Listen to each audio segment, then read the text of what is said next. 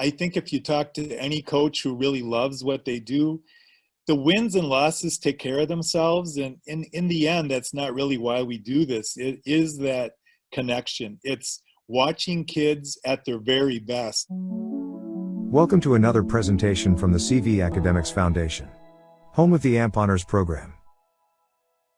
Joe is a powerlifting and track coach, and Joe and I actually met through powerlifting. I know I've learned a lot from other people as well as personal experiences throughout my journey as an athlete, and I think it'll be interesting to hear a coach's perspective on some of these experiences. So you said that, how long have you said you've been coaching powerlifting and track? Okay, so track, it's been 33 out of my 34 years. I had 1 year that I took off for that. Powerlifting, I started the program 32 years ago. So they've both been, and I started the program in Neenah. Powerlifting was around in the high schools. We just didn't have a program at the high school that I was with. So I started that program a long time ago. Incredible. That's a very long time. And like you said previously, meet a lot of people throughout those years. Oh, absolutely. Too. Yeah, absolutely. One of the things I feel really lucky about is all my assistant coaches, and you can probably relate to this in Adam's friendship as well. All my assistant coaches were former athletes of mine. And so that's really rewarding to have someone go through the program and feel like it made a difference to them. So they want to come back and help make that difference for others as well. So that's definitely.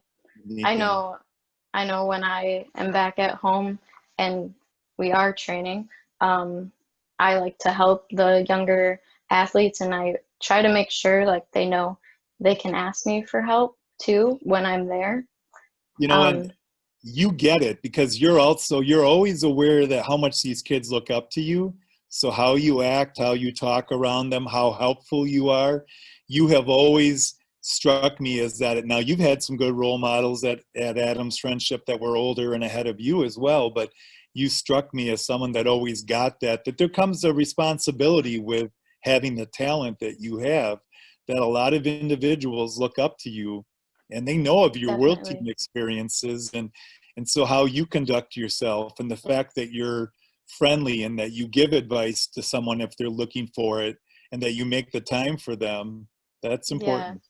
Yeah, it definitely, that realization of how much, I mean, I don't mean to sound like full of myself or anything, but when like when my mom, she's a teacher and her students are so like amazed by what I do and they always want to see me. I used to go visit her classroom when I was at home and just I could see how much they looked up to me, and I think that really like stood out, that like I need to how I like act in public and like show, like carry myself, and that's just. Well, Taylor is also, I mean, for those of you that don't know her, she's a petite, very, very powerful athlete.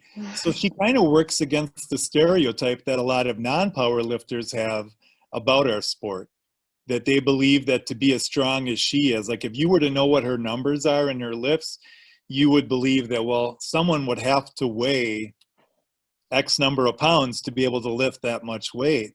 You know, so when you look at, I first met her, I believe you were a 97 pounder when I first met you. Yeah, 94 pounds.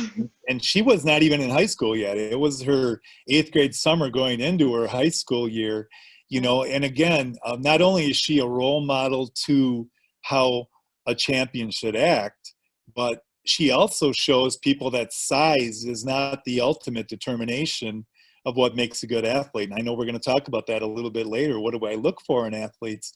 But the heart and the commitment and the dedication that one makes is important. Because again, if you saw this young lady walking the streets, there would be several other sports that you might guess. If I said, this is a champion in a sport, what do you think?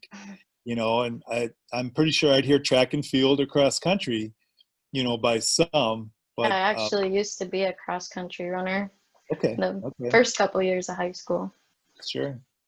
Yeah. Well, since you said that, what you look for in an athlete. What is it that you would look for in an athlete? Okay, so for me, basically, I do try and recruit just about everybody to powerlifting. You know, any Right. former students I had. I mean, let's get everybody in the door first, because you never know when your next great champion is going to walk in. And sometimes, you know, they come in as a freshman, and what they can lift as a freshman may not even be an indicator of where they can go. So the intangibles I look for is basically, I look for attitude. And by attitude, I don't mean like an aggressive attitude, but I look for a level of toughness.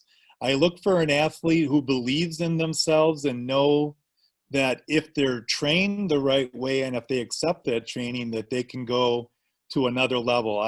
It sounds weird, but I actually, when I first start training my athletes, I watch them a lot from the front, and I look in their eyes. And Taylor probably knows what I'm going to say, but there's a look in an athlete's eye when they're powerlifting, when they're doing that rep that's just on the verge of being too heavy. Their eyes either get wide, like, oh my gosh, take it from me, or there's like, don't you touch that bar, I can get this. Yeah.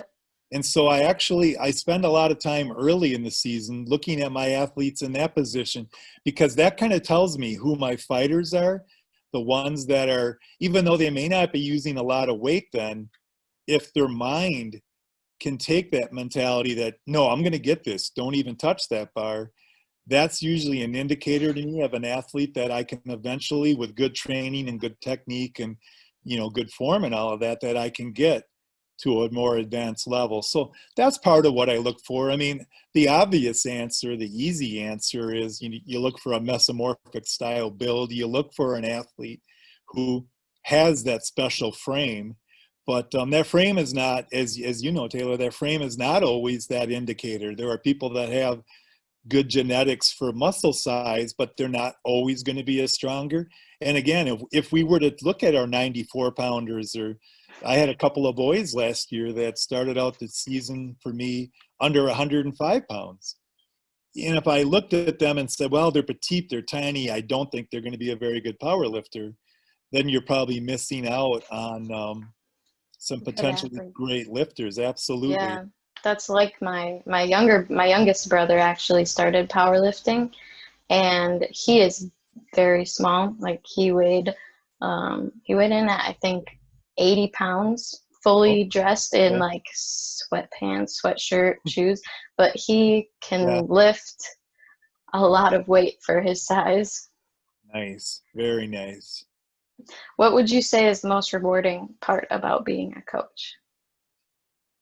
Again, it's gonna be the same answer as what I said before. It's all about the connection.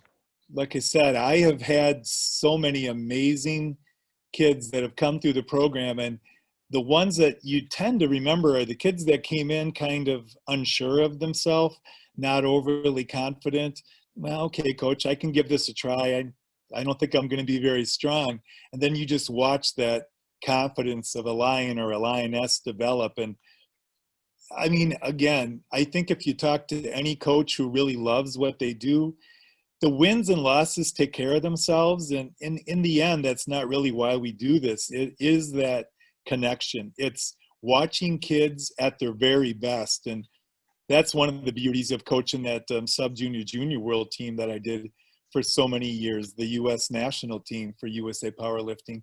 You watch athletes who have put so much blood, sweat, and tears and hard work into preparation, and then you watch them, whether they win that title or not, you watch them put it all on the line in international competition, and you get a chance to look through a window at their moment of greatness. And it sounds corny, but as a head coach, for me, that's a huge part of it, is just watching the growth in these athletes.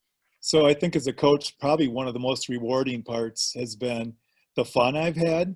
I mean, I can tell you about athletes I coached 25 years ago. I can still remember laughs we had or what some of the quirks were. And I'll remember that even more than I'll remember what some of their numbers were as a lifter. So that's what I mean. It's not always about the wins and losses. The programs that I've been part of, we've been pretty successful and we've been lucky that way. But what I do remember more is the chemistry of those teams and how we as coaches got along with them, and just the good times we shared. Yeah, I can definitely agree with that. I think probably one of my favorite parts about lifting in high school is the practices and the team, like just joking around and talking in between sets. And that's probably one of the biggest things I miss about lifting in that environment. It's a second family.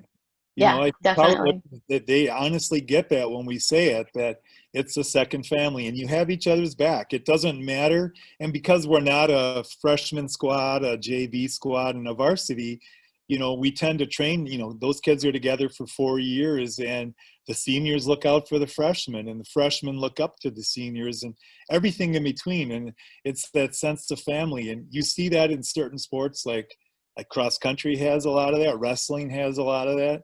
In powerlifting, I think that's one of the assets. And quite frankly, I know that we've received a lot of kids on our team because they were looking for that connection in their high school. Neenah High School's got over 2,100 students. And so everybody wants to belong to something. And when some of these kids that didn't know me or I didn't know them, I'd ask them a couple years into the program, what brought you to the sport? And they said, well, we heard that it was a family.